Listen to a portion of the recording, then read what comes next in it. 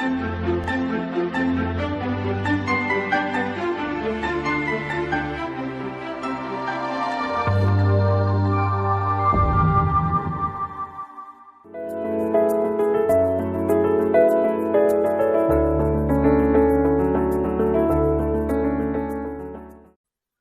friends, we are discussing different chapters on corporate tax planning, and in this session we will discuss on the appellate procedure or appeal proceedings, revision proceedings under the Income Tax Act.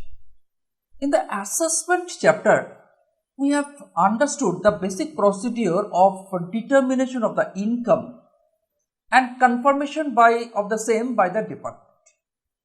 It may be a normal prima facie assessment, it may be a scrutiny assessment, it may be a income escaping assessment, it may be a best judgment assessment, as the case may be, as the situation permits.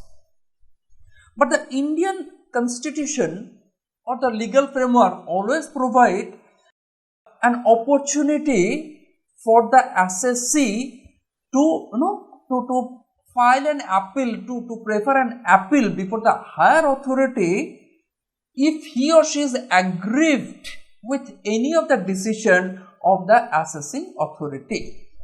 In other words, if the assessing authority disallowed certain amount of income or disallowed a certain amount of claim or deduction, the assessee has got a right to file an appeal challenging that particular order to the higher authority. In this case, the higher authority, say Commissioner of Income Tax Acts. Correct. Now, there may be 2 or 3 situations that may arise. Situation number 1, an assessment has been completed and the assessee is aggrieved, the assessee is not happy with that, with the different adjustments the assessing officer made. He may go to the appeal under 246 capital A of the Income Tax Act. He may also go to the senior of this assessing officer, to the commissioner, requesting him, sir, I have been deprived with this particular benefit of deduction, and the commissioner, he may appeal before him under section 263 of the Income Tax Act simultaneously, wherein he can say, sir, my order is not very clear to me, 264 may please be invoked, and in this entire proceedings, we are not going into 263, 264, we are just restricted to 246 capital A of the Income Tax Act. What this proceeding says, what this procedure says, the assessee need to first find it out why he or she is aggrieved. What are the reasons? Whether certain income which is not his income has been added, certain allowances which legally or legibly he claimed has been disallowed, certain TDS certificates or certain advance payment of tax which he or she has actually paid, never considered, or the assessment order itself is impugned, it's debatable, is not very clear, there are a lot of ambiguities, and certain income which has not reflected actually has considered incorrectly by the assessing officer. The assessee can file an appeal before the tax authority, before the Commissioner of Income Tax, or in other cases before the Joint Commissioner of Income Tax, as the case may be, and may file a petition for a correction, for a benefit, for a relief, claiming the relief thereof. And what are the reliefs? The relief may be whatever we have discussed, the certain income or certain expenditure wrongfully disallowed, claims incorrectly disallowed, the tax deduction payment has been incorrectly disallowed, all these things could be covered. The appeal has to be filed. There is also a very important issue that appeal has to be filed in a proper fashion, proper manner, in a particular form, and within a due date, filing with the appropriate filing fees thereof. Now, what is the filing fees? Let's understand what the filing fees is all about. The filing fees says, the question of filing fees says that if the total income of the assessee as computed by the assessing officer is 1 lakh rupees or less than 1 lakh or up to 1 lakh rupees, and the assessee wants to get a relief, the fees payable would be rupees 250 rupees. This is under section 249 subsection 1, and the assessee needs to file the application for petition in the appeal in form number 35 as a prescribed form, giving the ground, giving the reasons why it has been disallowed, and then the ground what he or she is asking, what relief he or she is asking. So that means, say on the 80G donation certificate or properly placed, but the assessing officer disallowed it, giving certain reason or without giving any reasons thereof, the assessee may file appeal petition stating therein that this donation certificate has been, or the claim of donation under section 80G has been disallowed by the assessing officer without citing a proper reasons thereof. He needs a relief, a benefit from the authority. A prescribed form 35 within the prescribed time limit with a prescribed fees. What is the prescribed fees? The prescribed fee is if the total income of the assessee as computed by the assessing officer is up to 1 lakh rupees or less to 50. Where it is 1 lakh to 2 lakh rupees, then it is 500 rupees. Where the total income of the assessee computed is more than rupees 2 lakhs, more than rupees 2 lakhs without any upper ceiling, then it is 1000 rupees. So assessee need to file with a proper form, with a proper filing fees to the assessing authority, appellate authority, within 30 days from the date of receipt of the order. So section 249 says that when the order has been served, then appeal to be filed within 30 days from the date of receipt of the order. Very good. What is the process then?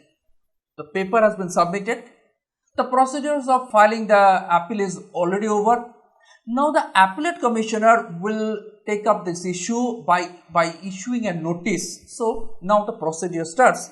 Section 250 of the tax law, Income Tax Act says that the commissioner appeal or the joint commissioner appeal, as the case may be, as it's applicable in this particular case, shall issue a notice telling that you have filed it, I am ready to listen you, hear you with your justification. Please come with the documents, evidences to prove that you have a justified claim which has been denied by the assessor. What is the power of the commissioner so far as appeal is concerned? The commissioner appeal or the joint commissioner appeal, as the case may be, has a tremendous power in disposing of the appeal petition. They will listen both the parties, the department as well as the aggrieved assessee, and he may confirm, he may reduce, he may enhance, or he may annul the assessment. So that means it may happen in any way. The commissioner may reduce, may confirm the liability, tax liability, may enhance it, may annul the assessment. He says that it's absolutely perfect order, you go ahead, or he may reduce it, he may delete the disallowances also, right? All the material and other information produced by the assessee before the commissioner need to be heard about it. The inquiry, if anything is pending, however, if there is an inquiry is pending, if the same matter is pending before other authorities, say a settlement commission and others, or in other higher authority of the revisions, the commissioner appeal need to consider that issues before taking a final call. Once the CIT appeal, commissioner appeal is absolutely through about the merit of the case, the fact of the case, heard both the sides, assessee as well as the assessing officers, take a comprehensive approach, a statement that what should have been and what actually had taken place is proper or which is validly applicable, pass an order, that's called the appellate order. Once the appellate order is passed, if the assessee is happy, if he find that all his claims has been allowed, what the disallowances made by the assessing officer has been turned down, annulled by the commissioner, he may close, he may not further go ahead. If the department also find that this appeal order is good enough, they also will not go ahead and the matter settles there itself. However, in the event if the assessee find that the commissioner appeal has not given him a proper benefit or justification, or the order is not very clarificatory, or in the order a lot of confusions are there, the benefit has not been passed on, the assessee may further claim, right, in the second layer of the appeal called as the appellated tribunal. And the appellated tribunal becomes a second layer of appellate authority where the assessee files against the order of the commissioner appeal. It may also happen that department may also file against the order of the commissioner appeal before the appellated tribunal. What is the tribunal?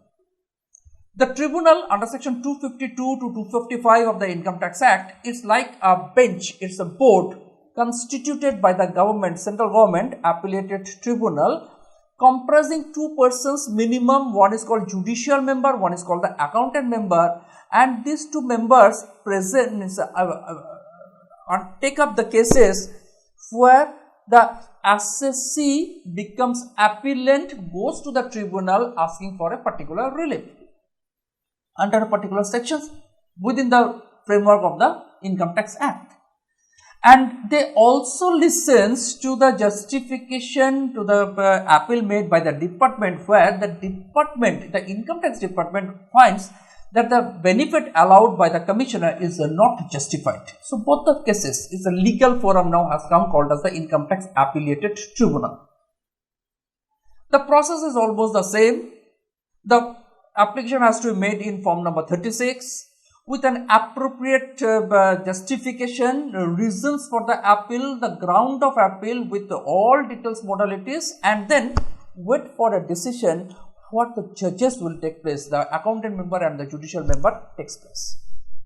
If in a case, in a situation where the appellate tribunal, ITAT, Income Tax Appellated Tribunal order is in favor of the assessee may be extremely happy and he says close the file. Department who is aggrieved, who is not happy, may file further appeal to the next layer, that's called appeal before the High Court. Appeal before the High Court.